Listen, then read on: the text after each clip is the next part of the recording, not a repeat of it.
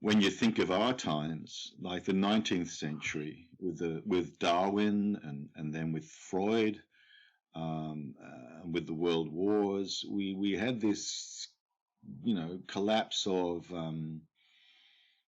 I guess, of foundations in Christianity or foundations in the notions of Western philosophy as what the truth was. So we had a similar kind of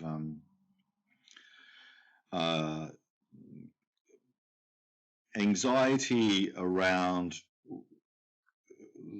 questions of identity and questions about the meaning of life, etc., etc., the whole notion of the death of God and so forth in the 19th century, moving into the 20th century. And when the Dalai Lama first came to the West, Western students would start to talk to him about this sense of self-hate they experienced, or this sense of lack of worth, and he was quite puzzled by that in the 60s, and it was something that was a bit unfamiliar also in Tibetan culture.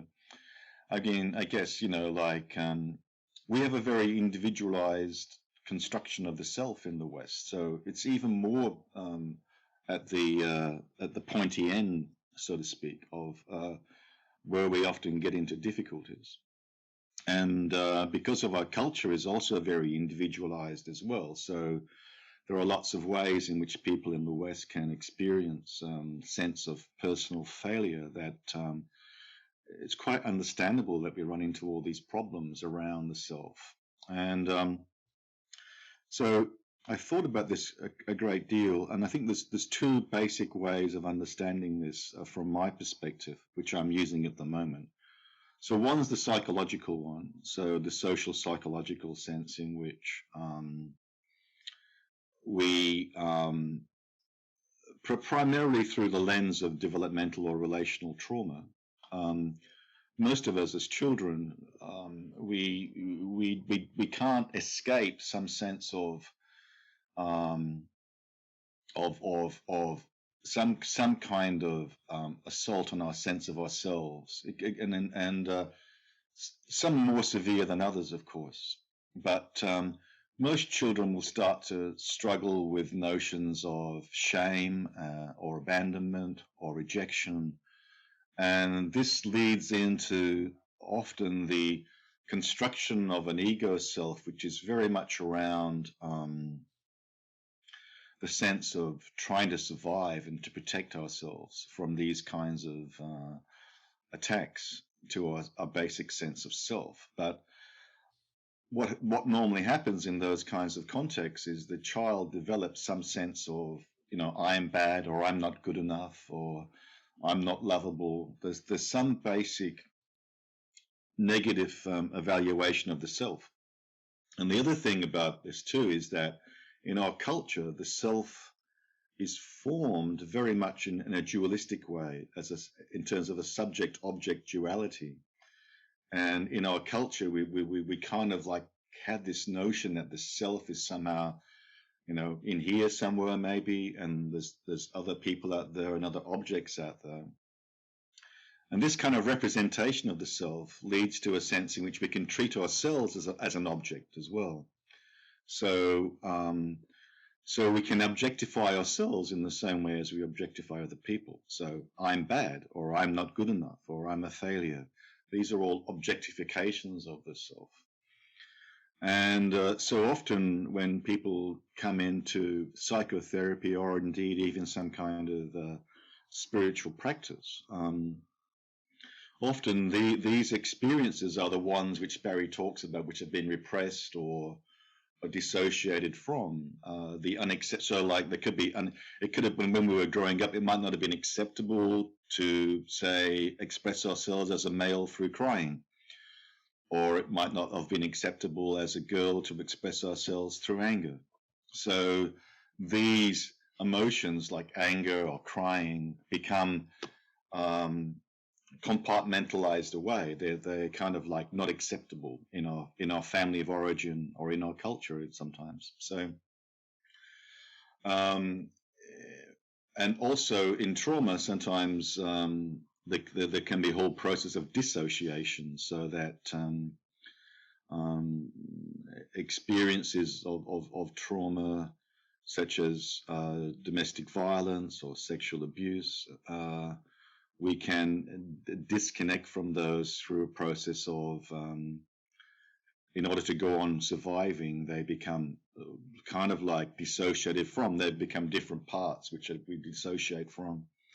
And often the part which carries shame, or a part which carries the sense of shame's a big one in terms of that, and then these, and then sometimes spiritual practice can play into that, can sort of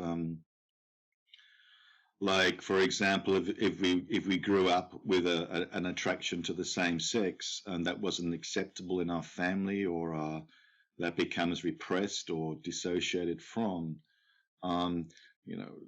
they have a habit of coming back, and but sometimes spiritual practice could collude with that notion of trying to push them away or push them back again. So in Barry Majid's teaching, he's very central to create a space of allowing these previously, compartmentalized away parts of ourselves to actually allow ourselves to experience that.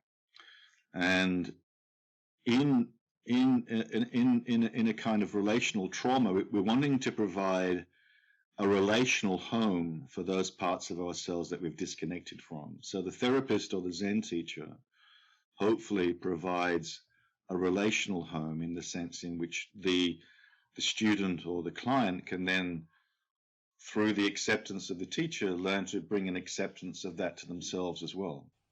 If you enjoyed this clip, the full episode will be made available up here somewhere, so feel free to check that out. If you're someone that's interested in working one-on-one with me and developing your practice of presence, reflecting on your life at the moment, and calibrating your trajectory, then feel free to head over to todaydreamer.com and get in touch. There's also a full catalogue of episodes available on the website, which pretty much are there to help you cultivate the practice of presence so that you can more deeply participate in the blossoming of the emergent world story.